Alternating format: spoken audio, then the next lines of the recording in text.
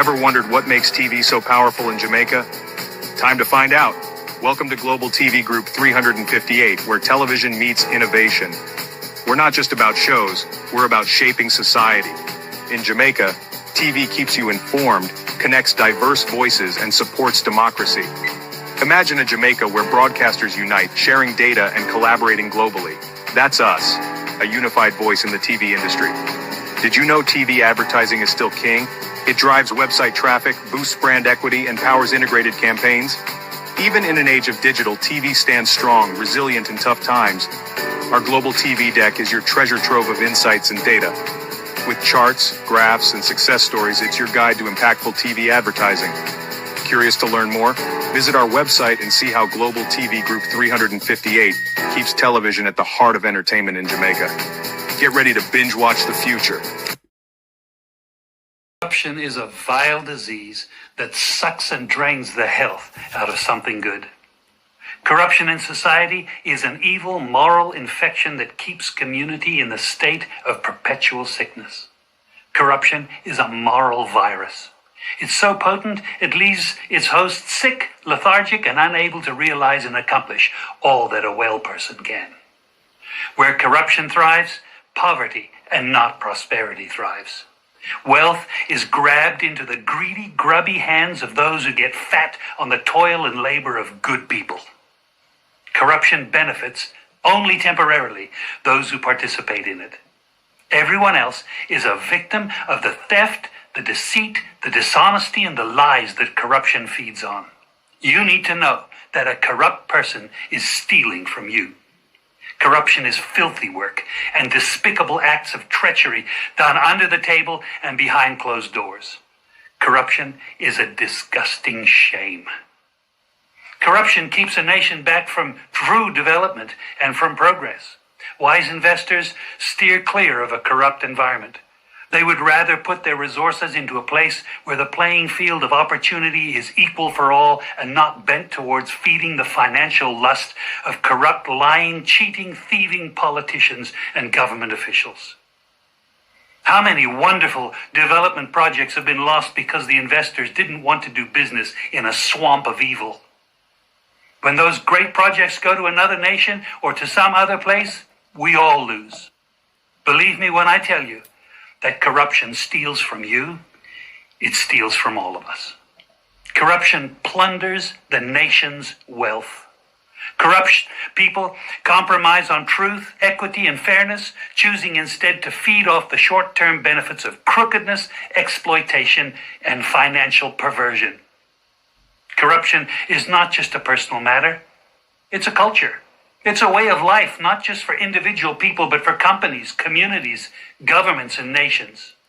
Corrupt nations, hiding behind large companies, will seek to invest in other weak nations in order to take over the assets of the nation that they've invested into. They will provide financial loans to a nation for the much-needed infrastructure, and they will do it with assets that they provide.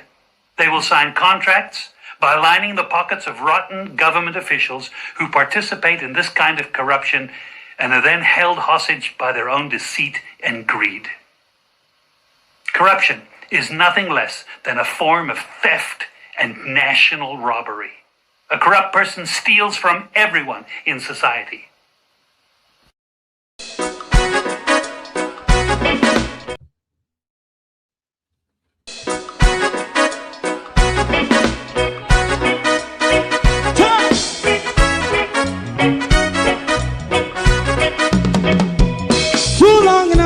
Ghetto, run, keep going on, less process.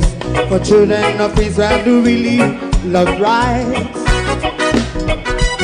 So just a and I as a watching man around Babylonian walls. Oh, children of Israel, I should never hold thy peace. What wrong is going on? Hey, oh, we gotta bust down Babylon walls. Prepare and read the way. Prepare and read the way for your people. Let's go. Fight down war and crime. Fight down. Me say Rastafari. War and up righteousness. And we love Jah. And we love Jah. Jah Rastafari. And we love Jah. Jah Rastafari. Save all people. And we love Jah. We love Jah. Jah Rastafari. We love Jah. Jah Rastafari. Save all people.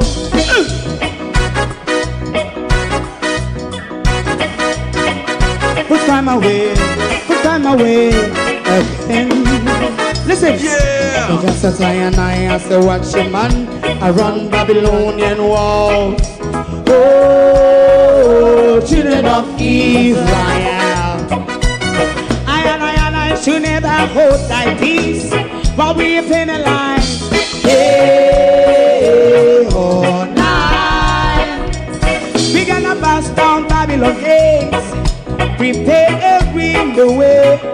Prepare the way for Jah Rastafari. Fight down war and Fight down war and fight. Rastafari, war and crime, and build up righteousness. And we love Jah, and we love Jah.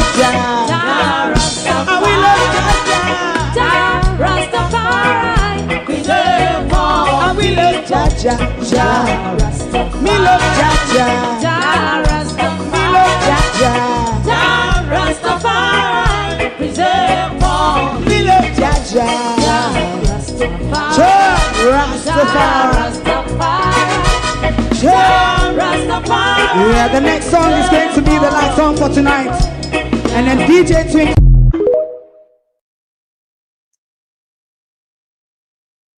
Good morning.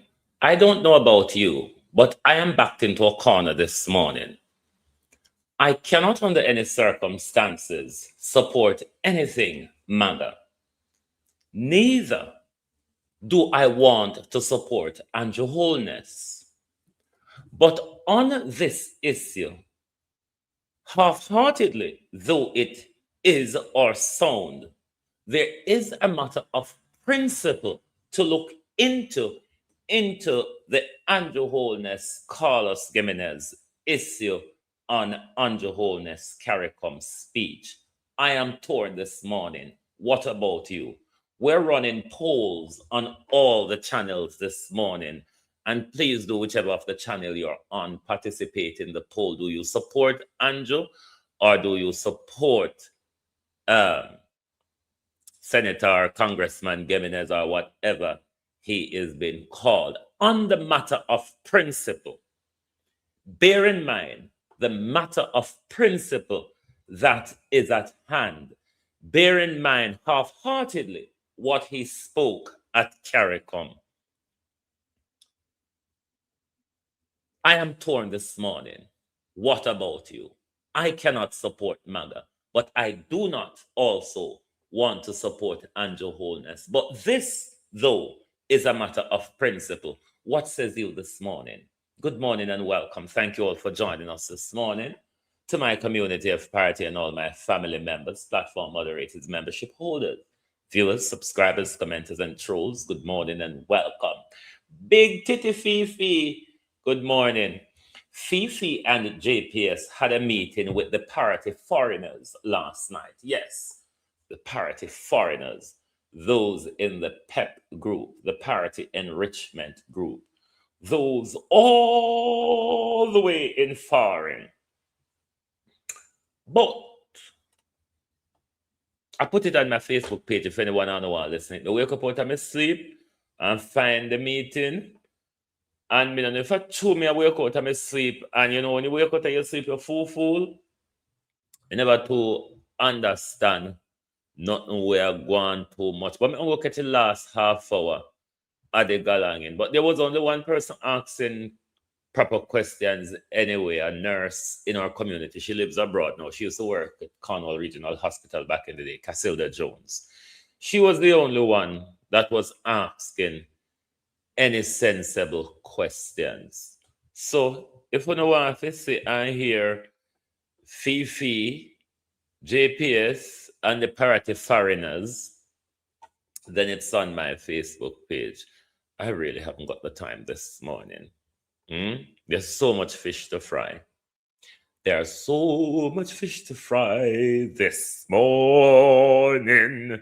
Debbie Jarvis, Stevie, how you doing? Good morning, the Easy Jerk World. Welcome, Laverne, Colleen, Miranda Ruddock, Michael Nepper, Sophia Hall, Suzette Williams, Lawrence Michaels, Lady Bug, Jackie Walford, Marcia Thomas. Good morning, Denise Hilton, Barbara Simpson.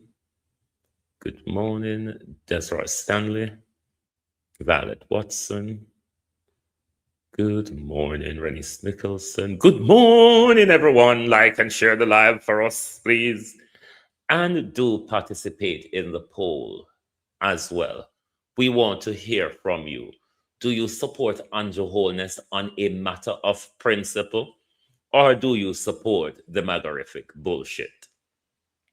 Now, before we get to Andrew Holness and the Cuban issue, because if you are aware of the Bay of Pigs rather, invasion, when the Americans invaded Cuba in the 60s, and the Americans were embarrassed on the battlefield in the Bay of Pigs rather. The Americans cannot let go of that, Marcia Gill. The Americans just can't. Cuba not do them nothing, you know. Them invade Cuba, and Cuba whip the dickens out of them clan. Whip them. Cuba whip them. And since that, the Americans ears morning just cannot get over the beating, the walloping that Cuba gave to America. That's all America's problem, you know. That's all you see America all on pan Cuba shirt tail for. And you know there was another flashpoint in the Florida Strait where Cuba had to take evasive action to quell what would have been some of those same lot from the Pigs of Bay era and the CIA era and all of that. So we're going to look into that this morning as well. But we're going to I want to tell you about a group. I don't know if you're aware. You know, in this world, you have private groups and you have secret groups, private organizations and secret organization.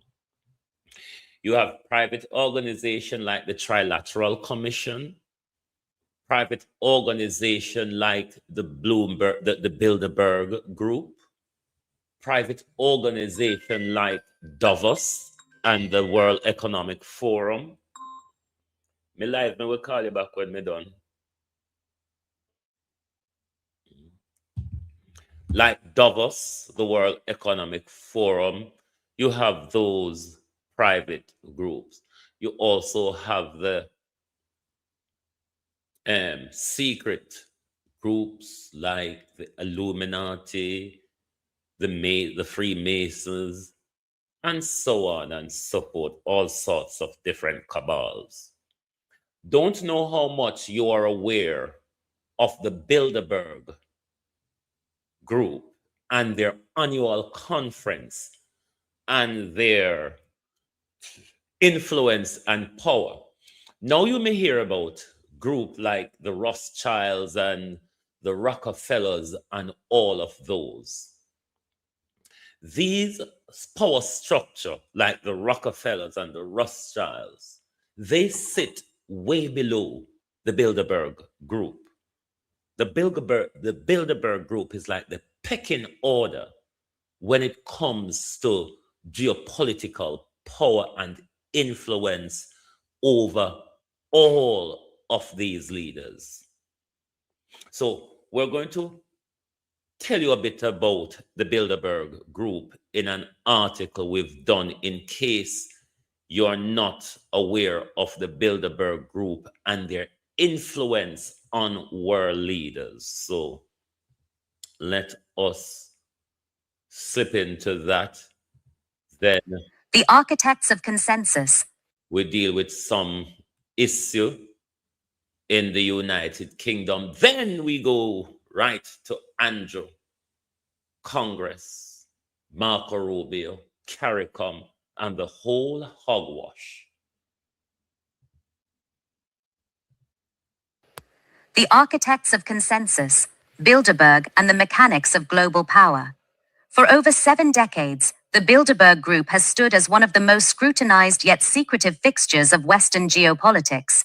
Founded in 1954 at the Hotel de Bilderberg in the Netherlands, the group's annual meetings gather approximately 120 to 150 of the world's most influential figures, spanning heads of state, CEOs of multinational corporations, high-ranking military officials, and top-tier academics. The 2025 conference, Stockholm, Sweden. The 71st. I want you to listen to this article carefully, word by word. It is important. Bilderberg meeting took place from June 12 to 15, 2025, at the Grand Hotel in Stockholm, Sweden. According to the official participant list, 121 individuals from 23 countries attended. Key topics on the 2025 agenda reflected the most pressing anxieties of the modern era, including the transatlantic relationship and the authoritarian axis, artificial intelligence, deterrence and national security, the geopolitics of energy and critical minerals, depopulation and migration. Notably, despite not being on the official public list, Swedish Prime Minister Ulf Kristersson was. You notice the things on the agenda that they discuss. I'll play back that part for you again. Listen to the agenda of last year's Bilderberg conference.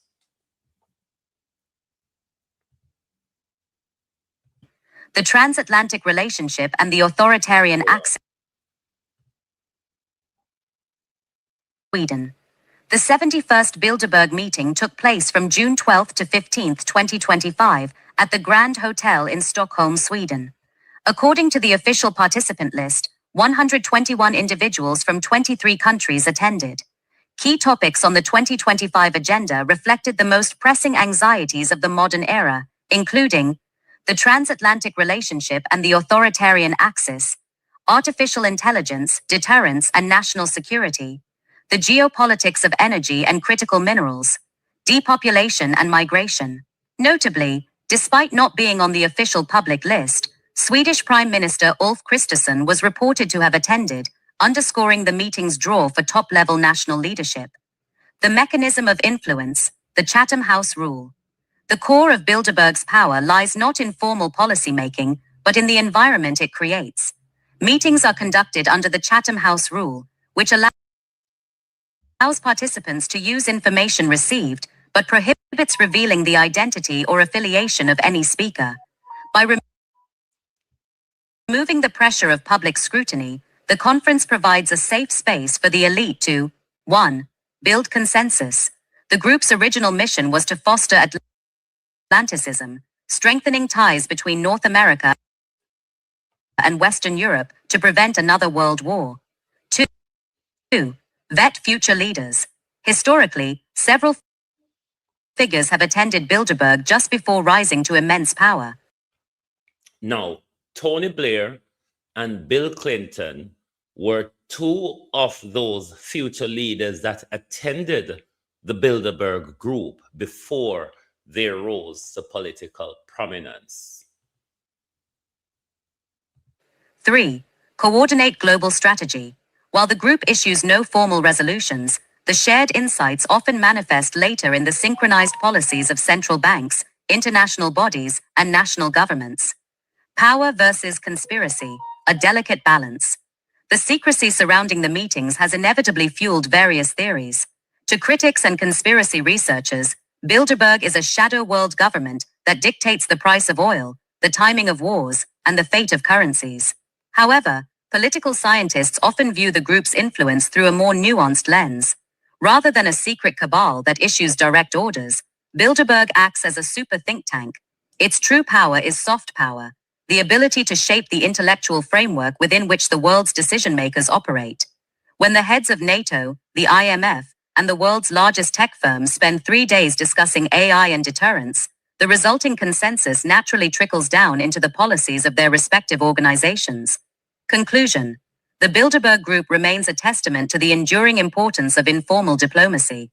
In an increasingly fragmented world, the 2025 meeting in Stockholm demonstrates that the transatlantic elite still views private, off-the-record dialogue as their most effective tool for maintaining influence over the global order. Whether it is a necessary forum for stability or an undemocratic concentration of power remains a subject of intense debate. Lynette Jenkins, how are you? So just so you're aware of one of the private power structures, we always talk about the World Economic Forum. Some of us talk about the Trilateral Commission. Some people talk about the Rothschilds, the Gates, but the Rothschilds, the Gates, the Rockefellers, they are down the line on the pecking order when it comes to the group like the Bilderberg,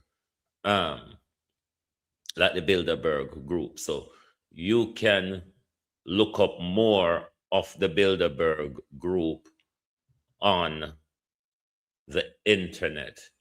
We're going to move now to a pressing issue that a lot of us that lives in the United Kingdom is all too much aware of, the high mortality rate, especially when it comes to Black women and women of ethnic minority, and the cover-up that is now being exposed in the NHS for their covering up of crime, basically. Let's listen to the article on the UK cover-up of their crimes against mothers and babies in or maternity units in the United Kingdom, more affecting Black women and babies than others.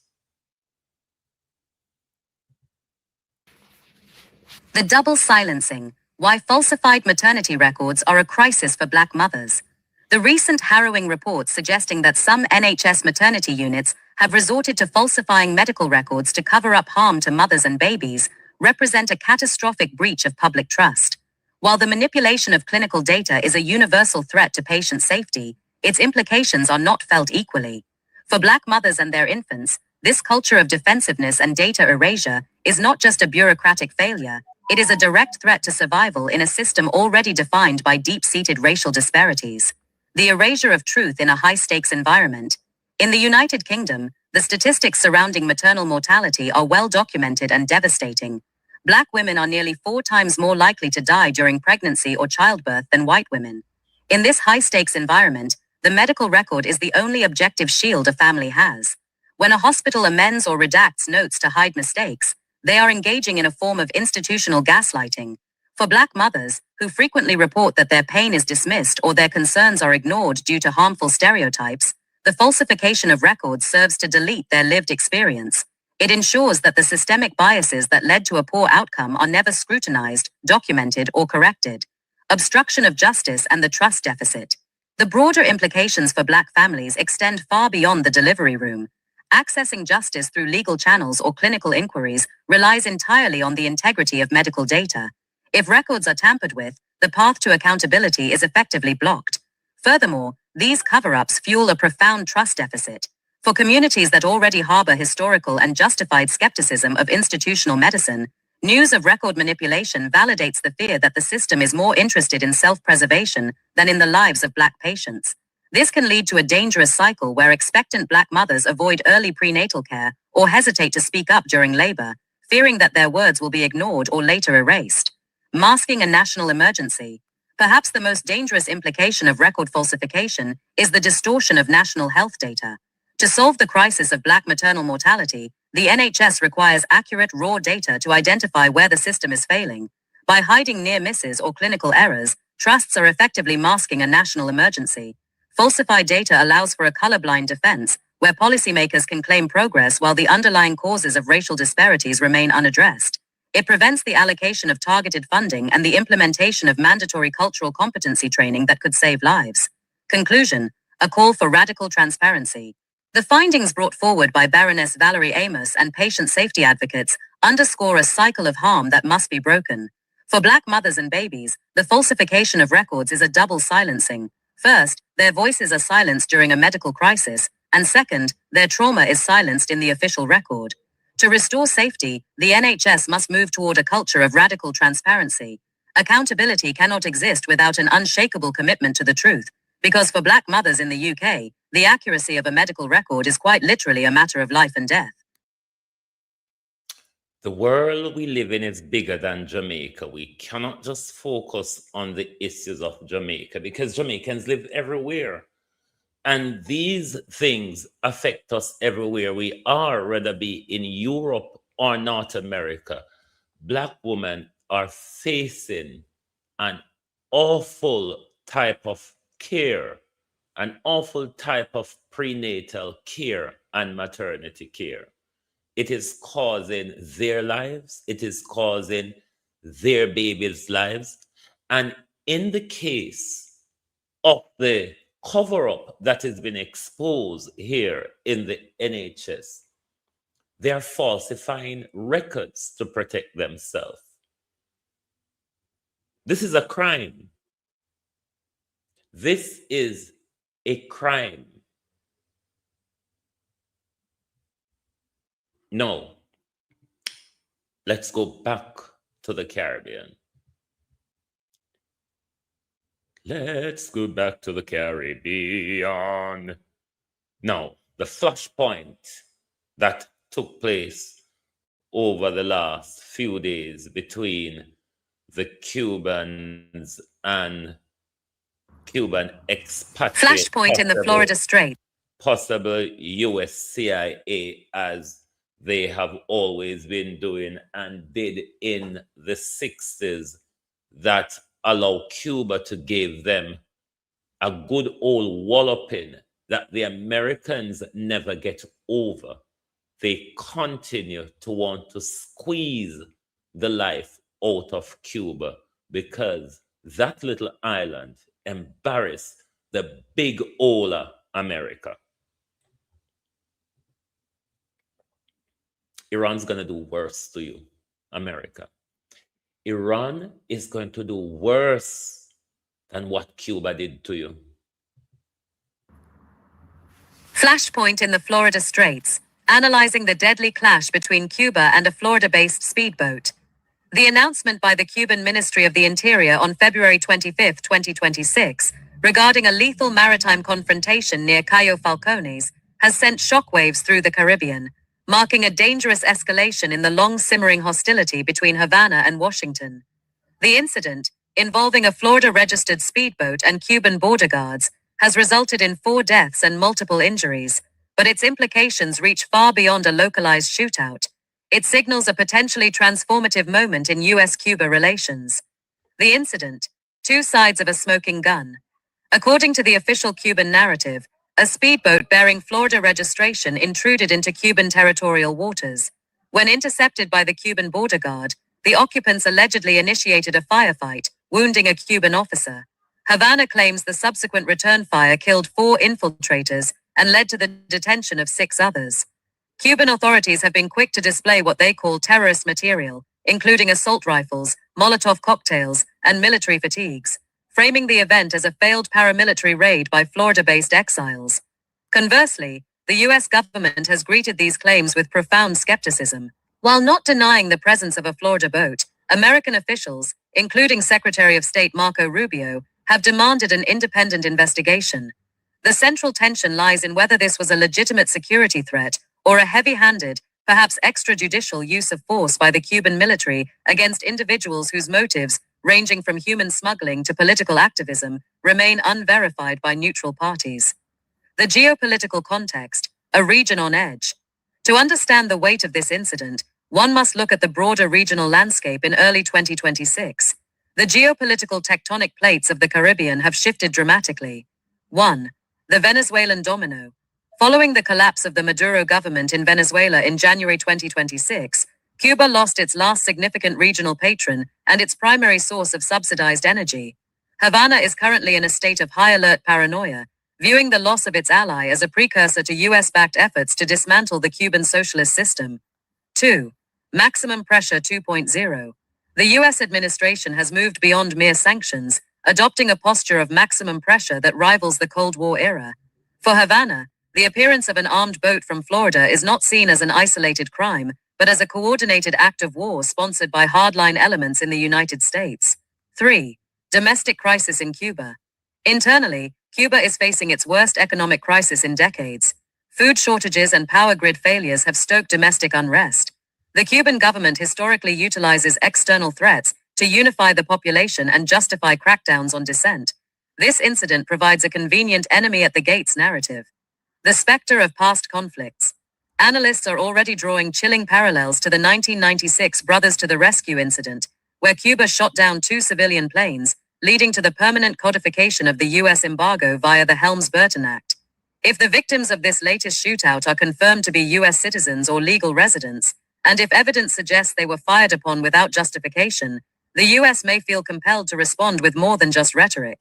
However, the presence of weaponry on the boat, if verified, complicates the US position.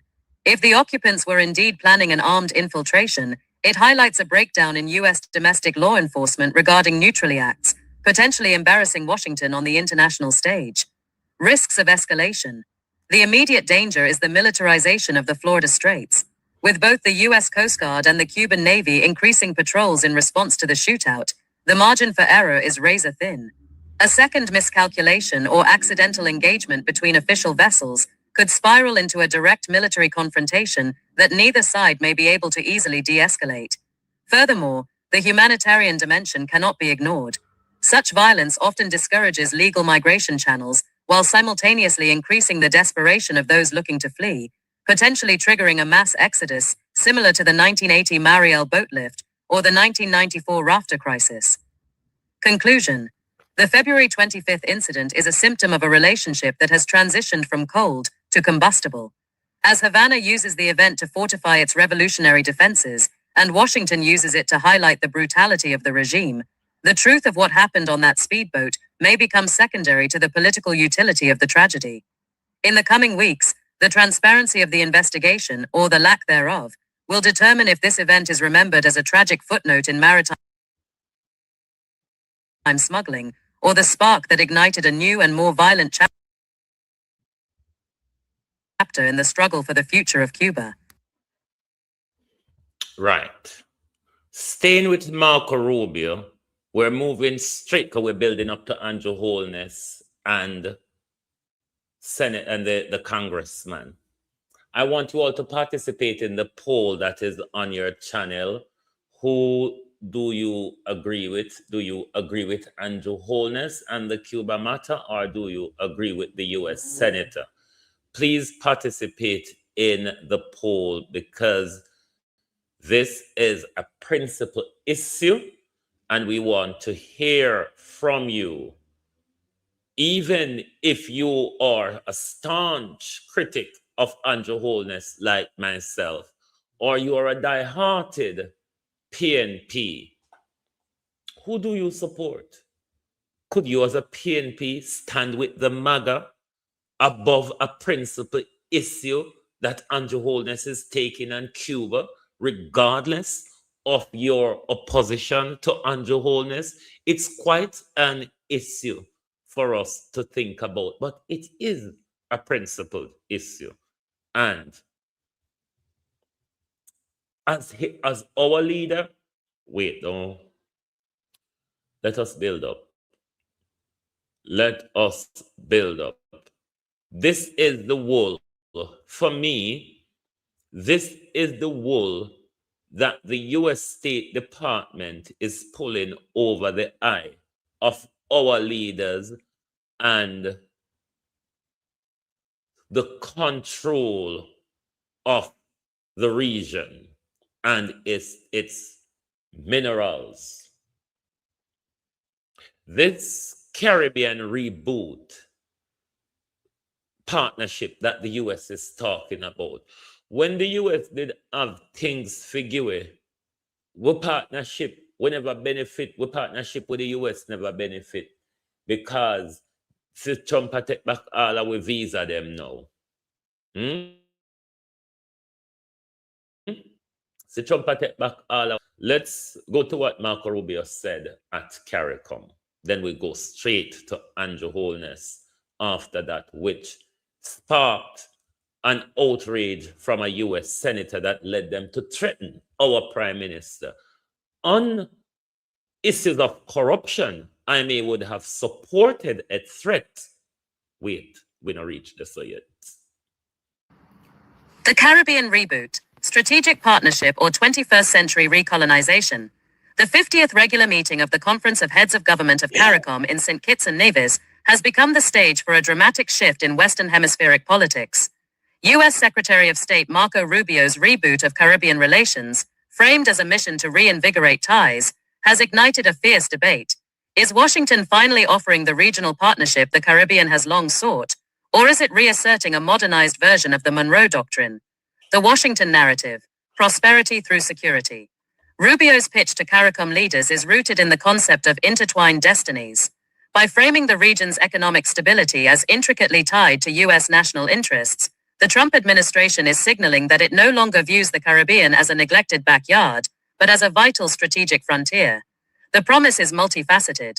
Following the capture of Nicolas Maduro and the subsequent regional energy vacuum, the U.S. is positioning itself as the ultimate guarantor of stability.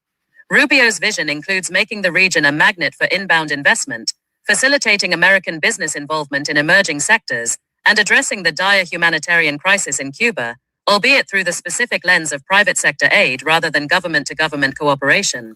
From this perspective, the reboot is a win-win. The U.S. gets a secure southern border and a wall against Chinese influence, while CARICOM gets the capital and security support necessary to move beyond traditional, fragile industries. The critic's lens, the price of conditional sovereignty. However, for many regional analysts, the language of reinvigoration masks a more transactional and restrictive reality. The reboot carries the distinct scent of what critics call soft recolonization, a system where Caribbean nations maintain the trappings of independence while surrendering the substance of their foreign and economic policy to Washington. 1. The anti-China mandate. A central pillar of the Rubio Doctrine is the exclusion of Chinese infrastructure and telecommunications. The U.S. is effectively dictating who the Caribbean can trade with. For sovereign nations, the right to choose global partners is a fundamental tenet of independence. Being forced to choose a side in a new Cold War feels less like a partnership and more like a return to being a sphere of influence. 2. Extraterritorial reach. The reboot places heavy emphasis on security integration. While CARICOM leaders have begged for help stopping the iron flow of illegal U.S. guns, the solution often involves the expansion of U.S. law enforcement agencies on Caribbean soil. Critics argue this erodes judicial sovereignty, turning local police forces into de facto subsidiaries of the U.S. Department of Justice. 3. The ideological litmus test. The U.S. stance on Venezuela and Cuba remains the ultimate pressure point.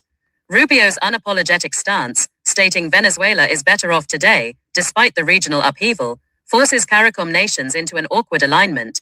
The recent Treasury Department authorization for oil sales to Cuba, limited strictly to private sector entities, is seen by some as a move to undermine the Cuban state from within, using the Caribbean as a conduit for U.S.-style regime change. Partnership or hegemony. The distinction between partnership and recolonization lies in the presence of mutual agency. A true partnership would address the Caribbean's priorities, climate finance, debt relief, and the cessation of illegal gun exports, without demanding total ideological conformity. If the Rubio reboot results in tangible economic development and a genuine reduction in violence without forcing nations to abandon their diplomatic autonomy, it will be a landmark success. However, if the investment comes with strings that prevent Caribbean nations from engaging with the wider world, the region may find that it has traded the old chains of colonialism for a new high-tech velvet glove. As the summit continues in Basseterre, CARICOM leaders must decide if they are entering a room with a partner or a boardroom with a hostile solicitor. The reboot is underway. The only question is who will be holding the remote. Now, when Marco Rubio came to Jamaica in December, whatever time he come there after they win. We were concerned as to one, what Andrew Holness signed up to with these people, what Andrew Holness agreed to. And we have been, in my view, shunned and pushed aside on the issue.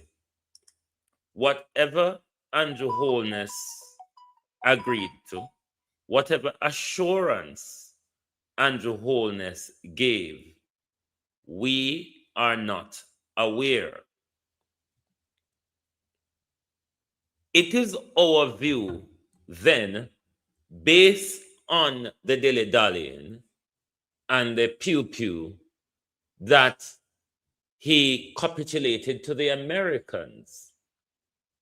Now, you would remember, before Andrew Holness went off to CARICOM, Andrew Holness was visited by two former prime ministers, Bruce Golding, who have been saying a lot on the Cuba issue, PJ Patterson, who is a staunch socialist ally. Now, Andrew Holness went to CARICOM and seemed to have had a come to Jesus moment and have, Diplomatic friction. in our view, in the view of the Americans, have changed his tune, which create some rattle-tattle and backlash from US congressmen. Now, let's listen to the article we've done. We put out the article them on your website, but we don't put them on Facebook yet. When we done the show, we'll put them on Facebook. I'm getting a bit lazy. My brain is getting a bit tired, but never mind. We will catch up. We will catch up. You see. Now, let's listen to the article we did, and then we come back to discuss whether we stand by our leader or not. Crooked or corrupt though he is, this is a matter of principle. Diplomatic friction. U.S. Congressman warns of consequences following Holness CARICOM speech. The long-standing diplomatic relationship between Jamaica and the United States has entered a period of heightened tension following a sharp public rebuke of Prime Minister Andrew Holness by U.S. Congressman Carlos Giménez. The dispute ignited after Holness's address at the 48th regular meeting of the Conference of Heads of Government of CARICOM, held in late February 2026, where he called for a shift in U.S. policy toward Cuba. The resulting fallout highlights a growing rift between the United States' hardline foreign policy and the Caribbean's unified stance on regional sovereignty. The catalyst, Holness's call for dialogue. During the summit, Prime Minister Holness used his platform to advocate for a constructive and respectful dialogue between the United States and Cuba. He specifically called for the removal of Cuba from the U.S. list of state sponsors of terrorism, a designation that carries heavy economic sanctions. Holness argued that the inclusion of Cuba on this list creates undue hardship for the Cuban people and hinders regional economic integration. His comments mirrored the collective sentiment of CARICOM, which has long viewed the U.S. embargo as an outdated Cold War relic that destabilizes the Caribbean basin. The attack. Congressman Giménez strikes back. The response from Washington was swift and severe. Congressman Carlos Giménez, a Florida Republican and a prominent voice on the House Homeland Security Committee, took to social media and official channels to blast Holness's rhetoric. Giménez, who is of Cuban descent and a staunch critic of the Havana government, labeled the Prime Minister's remarks as lamentable and shameful. In an uncommonly direct attack on a Caribbean head of state, Giménez suggested that Holness was parroting the talking points of a brutal dictatorship. Most significantly, the congressman issued a veiled threat, stating that there would be consequences for Jamaica's decision to side with oppressors over its democratic allies. This rhetoric signaled that Jamaica's diplomatic posture could potentially jeopardize bilateral aid, trade preferences, or security cooperation. A growing divide in the hemisphere. This dispute underscores a fundamental disagreement regarding regional security and human rights. To Congressman Giménez and his supporters in the US, any support for the Cuban government is seen as an endorsement of authoritarianism and a threat to Western Hemisphere security. From this perspective, Jamaica is jeopardizing its special relationship with the US by seeking to normalize ties with an adversary. Conversely, for Holness and CARICOM, the issue is one of regional stability and the right to self-determination. Caribbean leaders argue that the continued isolation of Cuba drives the island closer to extra-regional powers like Russia and China, which creates more security risks for the US than a policy of engagement would. Holness has maintained that Jamaica remains a loyal partner to the US, but insists that regional prosperity requires the inclusion of all Caribbean nations in the economic fold. The path forward. As the dust settles, the Holness administration faces a delicate balancing act. Jamaica relies heavily on the United States for tourism, remittances, and security assistance via the Caribbean Basin Security Initiative. However, Holness also leads a nation that prides itself on independent foreign policy and regional leadership. Whether the consequences threatened by Congressman Giménez will manifest as legislative action in Washington remains to be seen. For now, the dispute serves as a stark reminder that as Caribbean nations assert their independence on the global stage, the friction with their northern neighbor is likely to intensify, reshaping the geopolitical landscape of the Americas. Oh, how we wanted hell to break loose between Andrew Holness and the Americans. Oh, how we wanted a fallout between Andrew Holness and the Americans. This, though, in my view, is not the issue.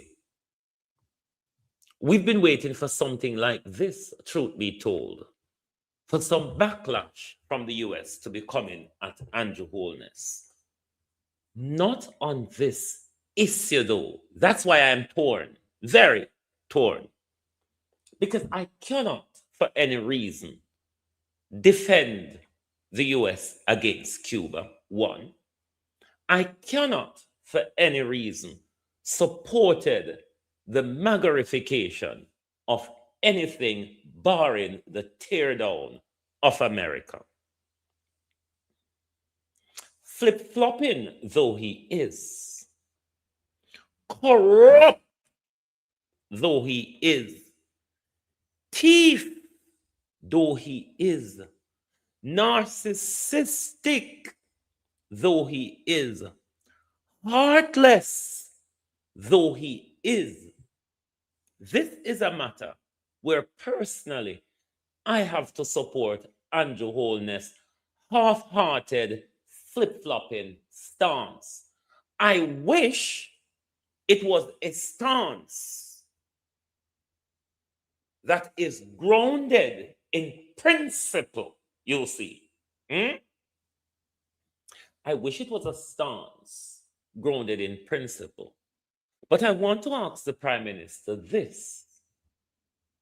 Before you waddle off the CARICOM, you had a sit down with PJ Patterson and Bruce Golden, former Prime Ministers, who were paying the same salary as you, and we need to stand up and start rebel about them useless salary where we pay former Prime Minister and their former wives, or dead wives, or living wife, or for dead man, or something or the other.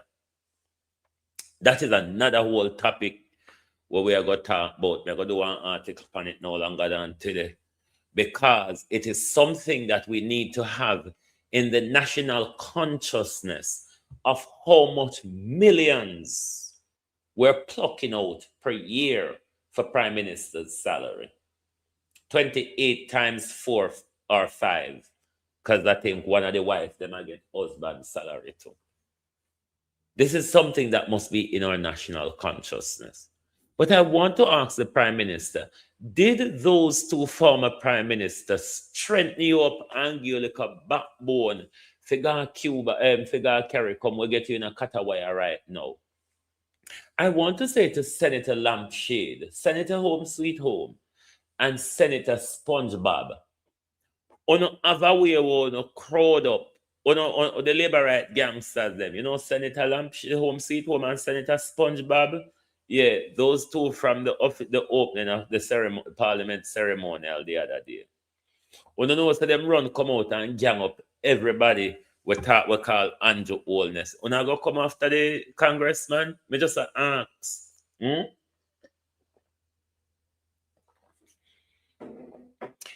Is the JLP willing to stand up publicly? The JLP vloggers, we're afraid over their visa. The JLP vlogger them, we want to go look at visa embassy. The JLP politician them, we have them visa to fly to America. Like how Anvar's daughter-in-law never deliver him baby at Jamaica. She fly to foreign go deliver our baby. So we want to know if the labor right them are going to come out pan the Congressman. Like how no come out pan we. Like how no always take we and push we and throw we up against the wall. And tell we about the chip where we up on we shoulder and where we rob and thief and all sort. George Davis and Cliff Hughes. Morning. Honor do. Mom and daughter. We know go come out because we have a way of coming out by everybody else, you know. See the big fight, you know, where we all plan, people like me all plan to come on our side. Me all plan to come on our side, you know. So we want to know if we not go turn back away or not go in front and we go fight the war because this is a war against MAGA. This is a war for Cuba. We not ready? We out here, you know. This is Cuba. We out here, labor rights, on a prime minister, jaw closer to the side. Are you going to stand up over there and make your prime minister alone fight the war? No, Andrew need help. Labor rights, vote for labor, vote for labor. Me and my neighbor, voting for labor. Vote for Labour Party. Me and me charge it. Vote for Labour Party. Labour Party. Andrew Holness need on right now. Because just like on a crowd round we and tangle up with foot and try to confuse when we talk the truth in our country. So no have war, you know. War where we plan to help on a fight. On not ready? No, labor rights. Not ready? We can't lift this for Andrew Sosa one. We want to hear from Kamina Johnson today. We want to hear from Marlon Back.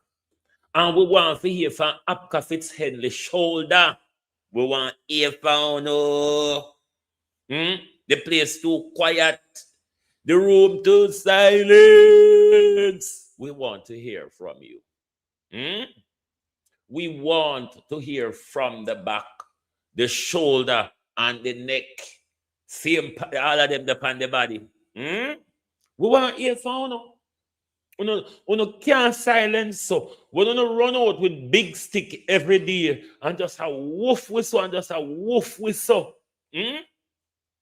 Yesterday in a corner cry. Ball labor rights. Where are Uno? We out here, you know. Hickle to pickle, labor rights.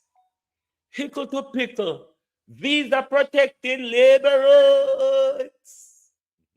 Uno say and daughter-in-law go all the way foreign, go give birth. And daughter-in-law say, in those shitholes that you call maternity wards down here. Like, seriously? Vote for Labour, they say. So we have to go turn by Labour right now.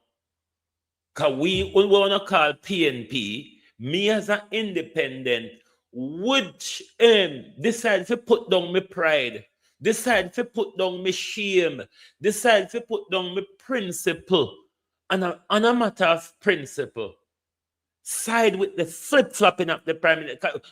Me not able Me not able to come over, come support a prime minister right now. We have backbone, you know. Him still bended and looped. Uno can't, uno not turn out us with the quietness. We're going to jog on till you come out, tell people. We're going to jog on till we reach under the street light. We don't know. We are going to drag on now till we reach under the street light. We don't know. Because Andrew need no support labor rights. Can be willing to support Andrew on this matter. After this year done, we will take up the war with Andrew again. Because war between me and the Babylon just can't over. We can put it aside and deal with a principal issue. Then as soon as that's done, we'll go back to the war with we and the Babylon. I'm willing to support Andrew on a matter of his flip-flopping principle. If he can stand on it, don't make me look shame, you know, MPM. MPM. Like, oh, you make a labor right, them look shame, you know. Don't make me look shame, you know. Because maybe me have to go flip-flop like a you. But whatever, then chant up in your back. PJ and Bruce say, this boy is having it too easy. This boy is having it too easy. We've got to rock the boat. Oh, rock the boat. Rock the boat, Prime Minister. But please, don't let that boat turn over. Because if it's one life jacket, you know, say no Jamaican go show you that life jacket. Not even the labor right them. Because the audience silent for you, yeah? Prime Minister. No, sir. I wonder if you're really sleeping at night time, Prime Minister. Prime Minister, are you an anxiety tablet? Just asking. Just asking if the Prime Minister is an anxiety medication. How is the Prime Minister sleep at night? Does the Prime Minister need weed, alcohol, or sleeping pill to go off at night? Is there a lot of noise in your pillow, Prime Minister?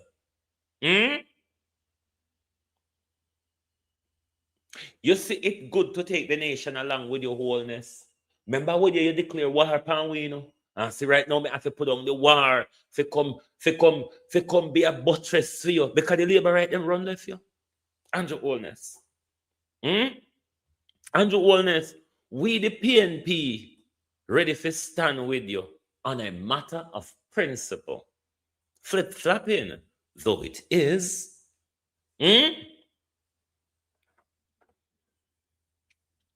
Flip-flopping though it is. Andrew Holness. What the labor right them there?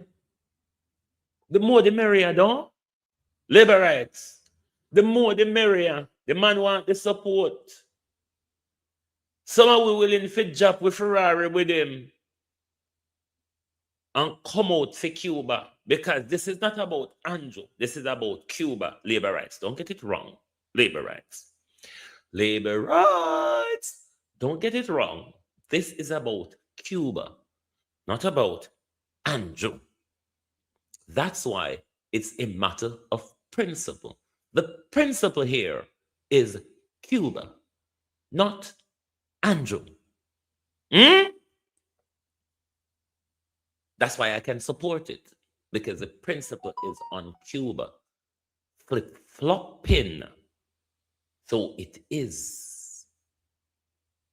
I cannot, could not, will not, would never support the Americans on any of their hegemonic dictatorial behavior that they carry out in this world. I am quietly waiting for Iran to decimate them more than Cuba did in the 60s when the US tried to invade them. Embarrassment where the US can't live off. If you don't want to understand where this war come from, or where this feeling come from, go and watch the documentary on the Bay of Pigs invasion. The truth on the Bay of Pigs. Watch that documentary.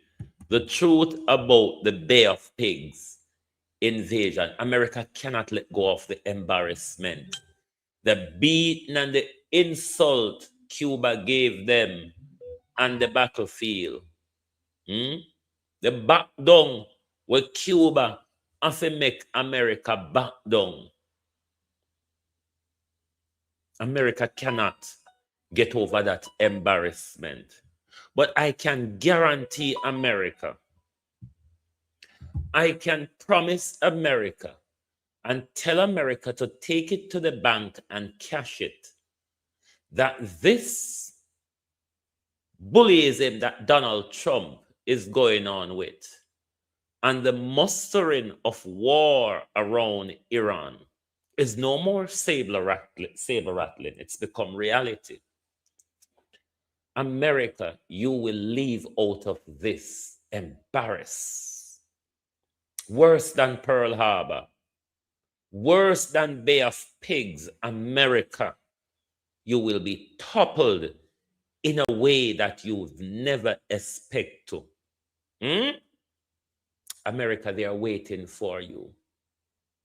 The Chinese and the Russian and the Iranian, they're lying quietly, waiting for you, Donald Trump and Netanyahu. The Antichrist, that even those Christians, when the Antichrist arrives, the Christians can recognize. So the Antichrist has arrived in Netanyahu and Donald Trump. But I'm appealing to us Jamaicans. This is a national issue. Yes, me know we don't like Andrew Holness. Me myself don't like him, can't tolerate him. But we have to stand with Andrew Holness on this issue. I know for a lot of people it's painful. The issue is not about Andrew Holness, though. It's about Cuba, our loyal friend and neighbor. And if Andrew Holness can have a come to Jesus moment, half-heartedly though it sounds, I am willing to tag along with him, because we must not and should not support the Americans for any reason. They're baby killers, they're rapers, they're pedophiles. Why would you want to support them? Like, seriously. Why would you want to support them? Andrew Holness not naive, Andrew Holness just wicked. Naive and just wicked.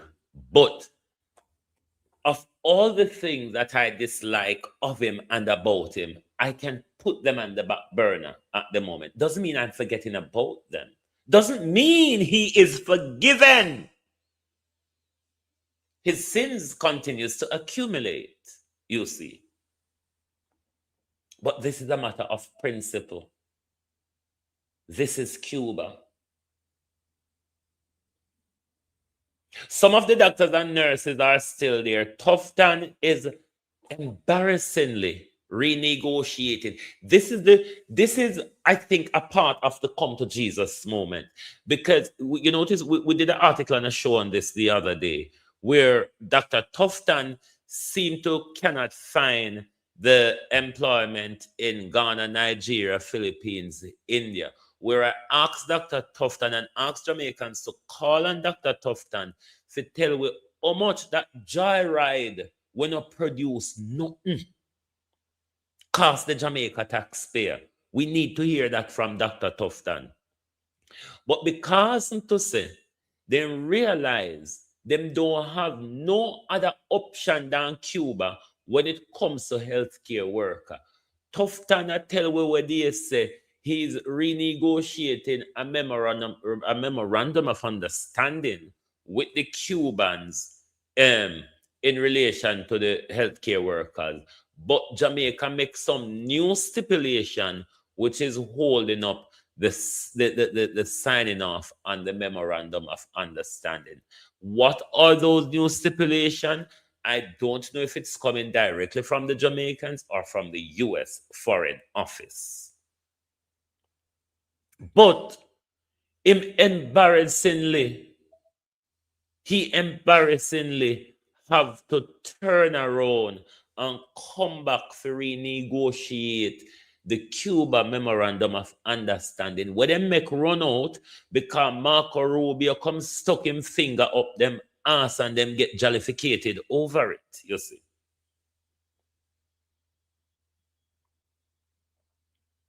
But we were waiting for a very long time for Andrew Holness and the US politician them in a kerfuffle. This is not the one. We want it on corruption, money laundering, and all of them something. They are that the war there. We there wait for, hope for, and a look out for. No this year one year. So pan this year issue year. If I did corruption, they can't take him up fine or Jamaica. Right now, more than hell push them game, you know. If a corruption, then they are lash out on him for. If I the money laundering and the thieving and the dictatorship when having a Jamaica, I know we would not push him game. We don't know that. Now to the nasty old Sihide from Trinidad, the nasty old Piot. The stance for you see the Trinidad that them have the prostitute. The stance for you see them have the Trinidad and them, the sellouts them have pan Cuba is a long time stance, it's not just now. If you go back to the Bay of Pigs invasion, when the Americans and the CIA and Cuban dissidents from Florida invaded Cuba, was it 60-61? Them lot from Trinidad and Tobago play just like how them give Trump a launch pad to attack Venezuela. They did the same thing with Cuba in the Bay of Pigs. They gave the Americans launch pad for launch from for attack Cuba. So these traitors, the Trinidadians, we must now brand them as the traitors of the Caribbean. Because the Trinidadian, for whatever they wrap up to the Americans, them and the Jamaicans and the Americans flood you, the Jamaicans and the Trinidadians, with drugs and guns. Barring Haiti, which is fighting for a different which the issues in Haiti, it's different from where going in a Jamaica and Trinidad, because Haiti is about revolution. Jamaica and Trinidad is about corruption. And see what the Americans do to them, flooding with gun and drugs. But I protect them. So this galangin what you see with Trinidad, I know just now, a long time Trinidad is a traitor in the region.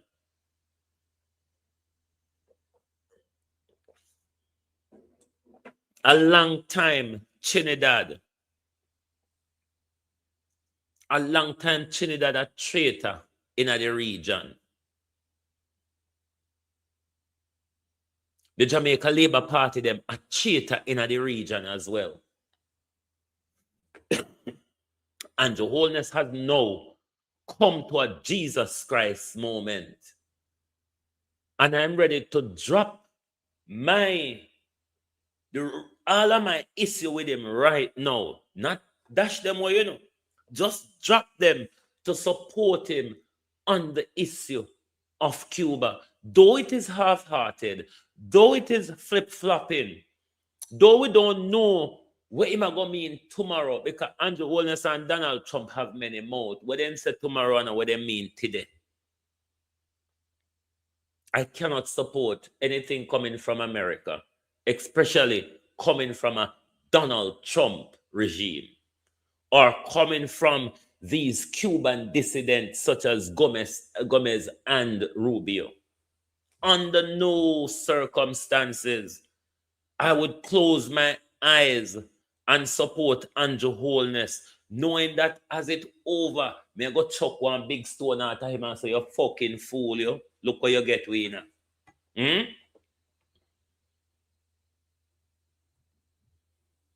The Caribbean need some Michael Manley, Hugo Chavez, and Fidel Castro spirit. The Caribbean too cold. America sanction no mean nothing again. America now make nothing again. And America want have money for lend. And America want have technology. And America want have what's it rather you may call it. America is dying. If uno can't see a dead man lay down pan bed gaping, me don't know when uno go see dead body. Uno no see America on the way out. So me not see wanna capitulate to America for. Where America have to sell. When last uno see something we made in America, even if uno see something we are made in America after them buy from China, them put their own stamp on it. America make nothing. America will walk and borrow from Britain, China, and Japan. Even the Britain them when I have it. Oh, please. We know the Supreme Court paved the way for to play hardball with Donald Trump. Because what you don't want, Donald Trump is so arrogant and so dunce that sanctions and tariffs are two different things for two different reasons. But Donald Trump used them interchangeable. He used them as the same thing, which sanctions are not tariff, and tariff are not sanctions. But because him can't impose sanction upon you, then him use the tariff as a sanction strategy. This is one of the reasons why he gets slapped back by the court as well. The Supreme Court paved the way for no stuck to finger up at Donald Trump. Because he now cannot go higher than the 10 or 15%. Even though he use another law to impose it globally, but he cannot go on with the taunting of I'm gonna put 100% tariff on you. I'm gonna put 150%. He cannot do that anymore. And you don't have to listen to him on that anymore.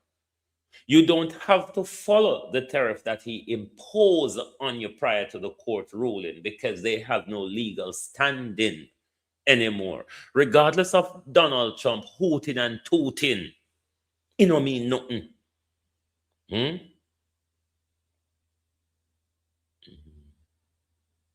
I hate that place. Which places do you hate, Alan Coleman? Which places do you hate? America? But we have to this Andrew Holness on this issue. It is sad to say, but we must give him national support. I am supporting Andrew Holness on this matter. Sharon, how you do?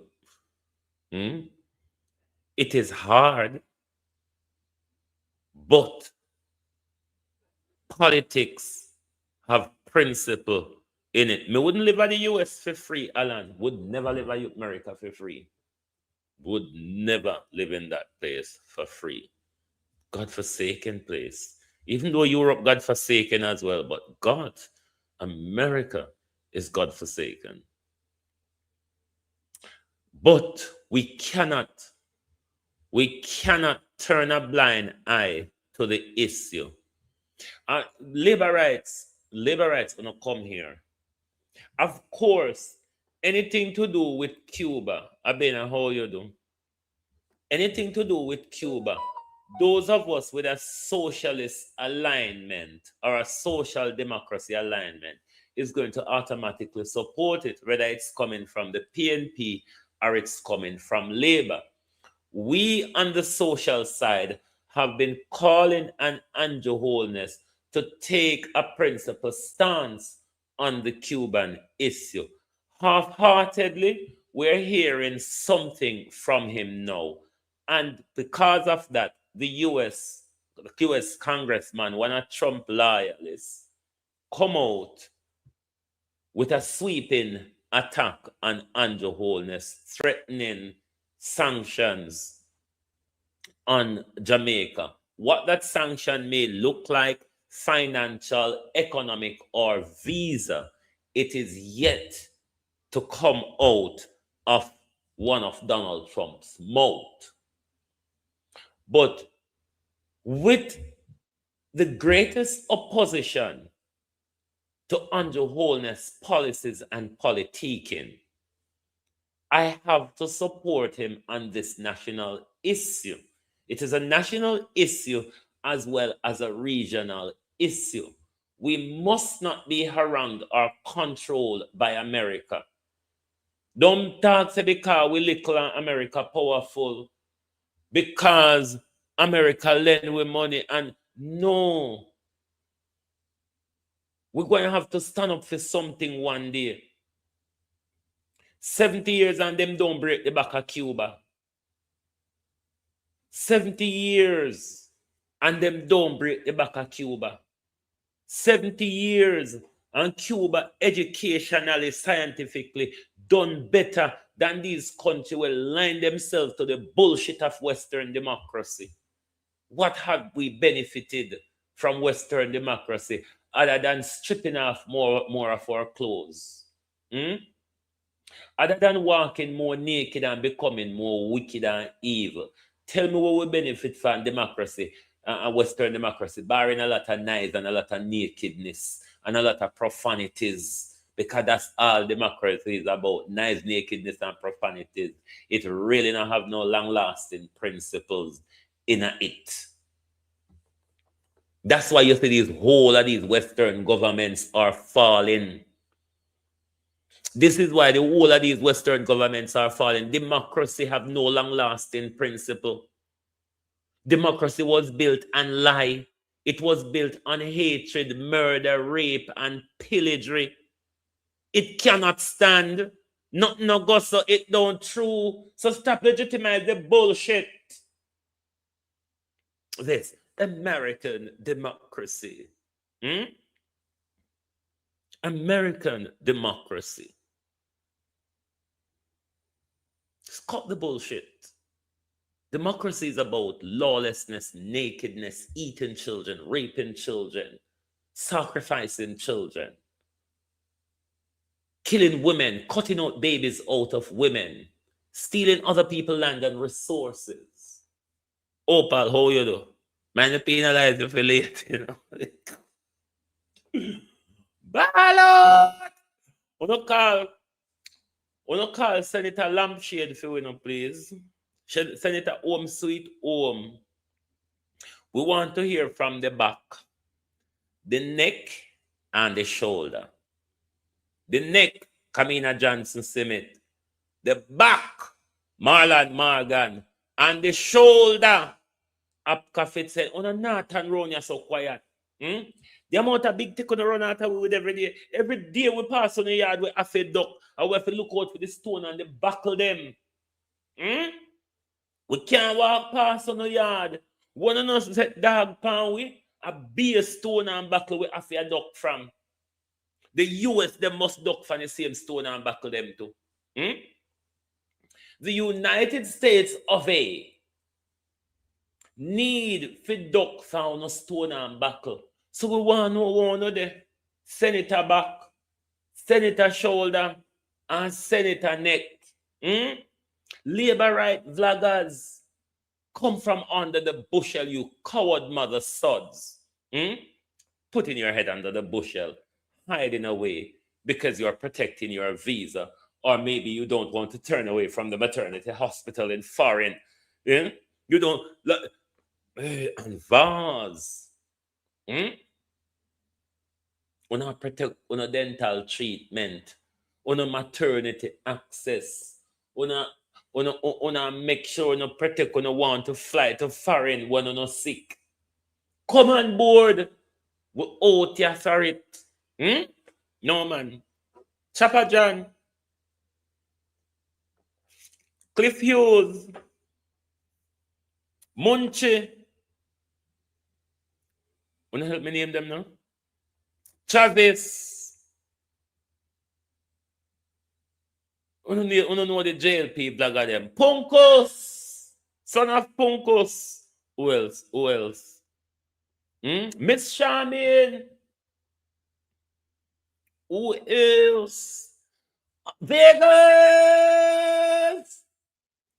Mrs. K. Who else? Who else? Yeah. Church. The Ungwe, where they claim say a PNP they have changed for. Uno come. With they upon the battlefield, we don't know, we not left uno alone. Uno can't coward, so uno visa protectors. You bunch of visa protectors. Where are you? Where the visa protector them there? Say under foreign and can't talk right now, you know, and in daughter and lord are foreign in a maternity. So them can't talk right now. But the rest of the way can't talk, Jamaica and can't talk. Talk, man. Because we there if it turn upside down. We will pass the stone, them go no fi fling.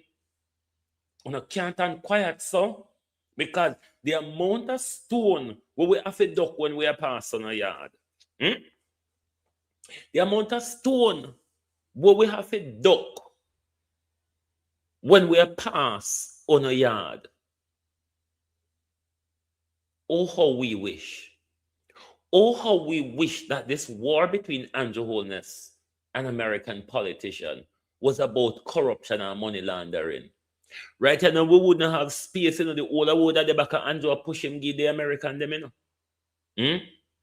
But this is a matter of principle. The principle here is Cuba, not Andrew Holness, or not even the stance of Andrew Holness, because we really don't know what it is, and we really don't know how long it got turn and when it got change. The principle, though, is Cuba. And if he decides to stand firm, we must support him on this issue. Don't mind the coward labor right them. When fire hit the grass, when fire hit the grass, the snakes will have to come out of it. Labor rights. Labor rights. When the fire hits the grass, you the snakes, labor rights supporters, you the snakes, labor rights bloggers, will have to come out of the grass. It's a matter of just getting the fire in it. I wonder, though, if the Prime Minister will have a response to the Congressman, or any of you can roll your shoulder up to respond to that. Because every time on a tackle we're going to tell them, say, wait. Remember, we're not done with the fight with America first. We're not respond to America yet. Respond to America, then come back and deal with we. But, but, you can't come take we on and you left America out there so unanswered. We don't have to deal with America. We can't tackle we again. Labor rights. We cannot tackle we until you don't answer America. Can't have to answer to America, boy.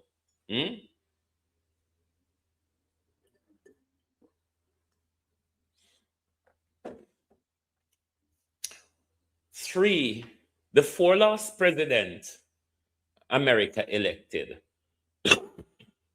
the Bush, the Obama, the Biden, the Trump. Three of the four were mad people. Three of the last four presidents America elected were mad people. And still not see the direction where America go yet? No, talk truth.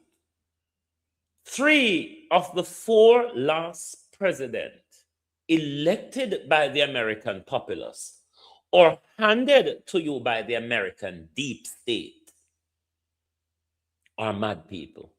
Bush was mad. Biden was mad. And the maddest of mad is Donald Trump. And we still not see where America go. All right. Labor rights. It's me or the visa, said the labor rights. Andrew need the support, labor rights. Me out here collect offering and gather support for the Prime Minister. Globalists, wanna vote? Well, on Universal TV, the senator is leading Andrew by 5%. So, Universal Media no support Andrew. Over on Universal Media support Andrew. Universal Vantage support the mayor. And Global TV supports Andrew. But my support is for the Prime Minister on a matter of principle. Having said that, please take note that nothing that we have with Andrew is being put aside. They run concurrently. They're like prison sentences. The support for the Prime Minister and the denouncement of the Prime Minister goes consecutively at the moment. Two things can really be true at the same time. Two opposing things can really be true at the same time. You ever hear a woman or a baby mother said how they hate their husband, but it's the love of their life? Opposing things are the very truth at the same time. Anyway, we're go about with business. We're go about with business, but tell the labor right themselves. We now stop calm. We now stop call and we now stop beg help for Andrew. And me not think it fair, labor right.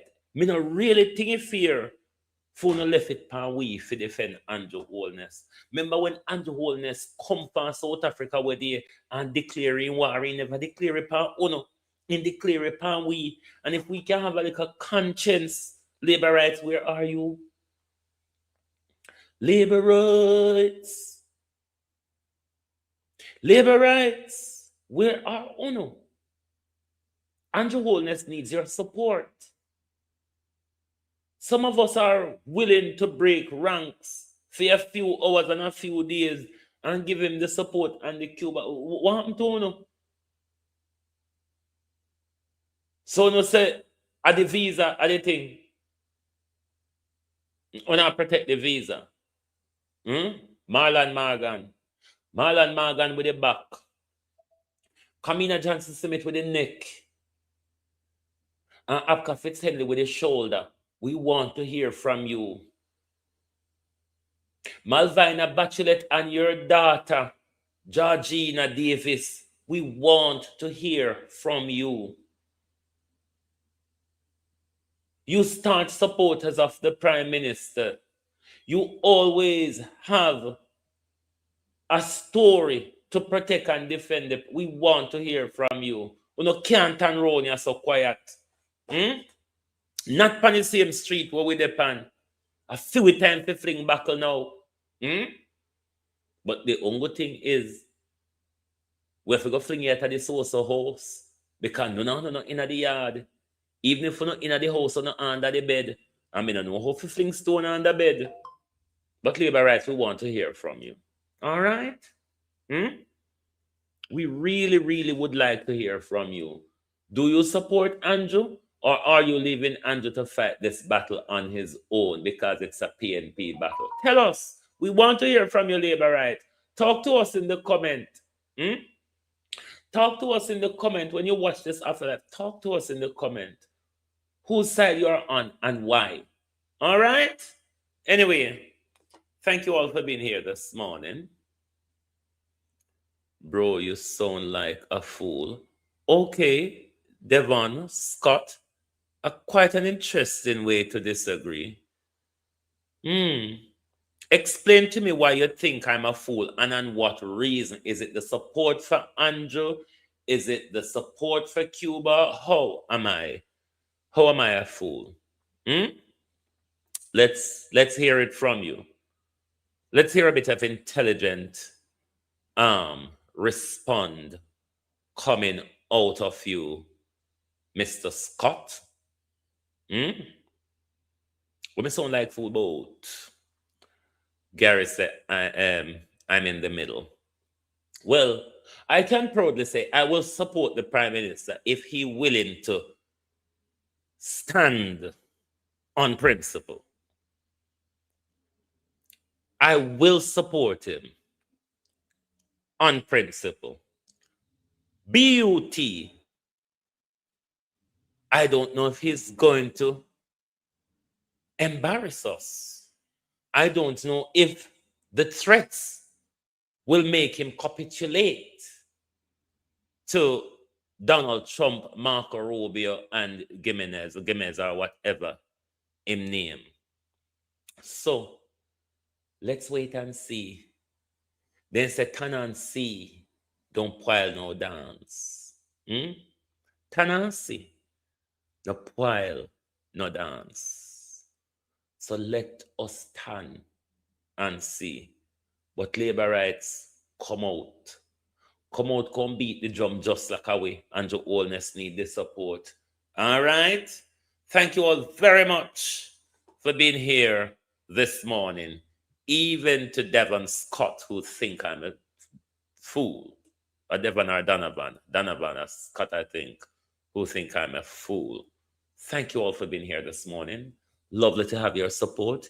Hit the like button, participate in the poll, and remember the link to our website and the link to our app is in the description area, where you can have access to all the articles that we've written and published.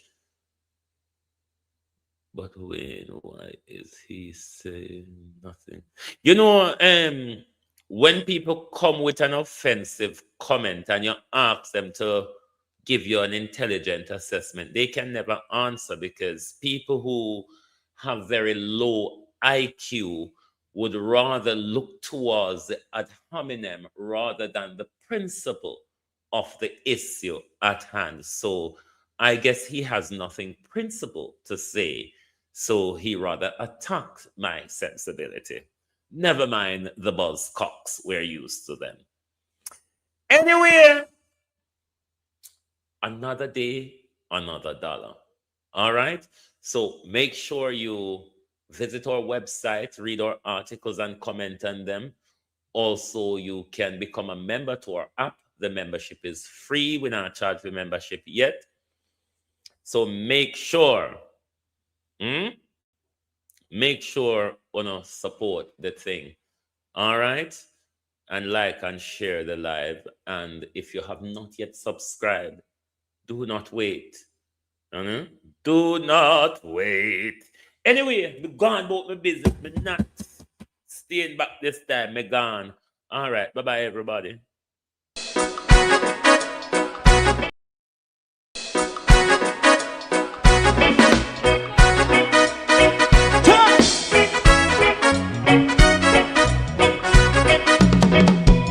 Too long in our little ghetto. Run, keep going on, less process. For children of Israel do really love rights. So that's why I as a watching man around Babylonian walls. Oh, children of Israel. I should never hold thy peace. What wrong is going on? Hey, oh, we gotta bust down Babylon walls. Prepare every the way. Prepare every the way for jumping. Let's go. Fight down war and crime. Fight down. Me say Rastafari. War and crime. And do that righteousness. And we love. And we love Jaja. And we love Jaja. Rastafari. And we love Jah. We love Jah.